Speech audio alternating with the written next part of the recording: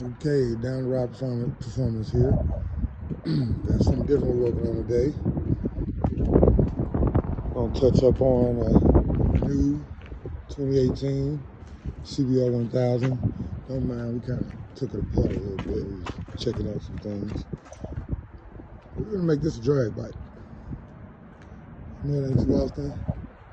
People take CBRs and turn them into drag bikes because they're so awesome at road courses. We're gonna make this one a drag bike. Stay tuned. Brand new. Still stock everything. But we got some goodies. I'm gonna put on here. Stay tuned. So for this particular build, we're gonna go with the More Mafia ECU flash. It's gonna be paired up. M4 slip-on, Aquaprovis headers. Just a little bit to show you.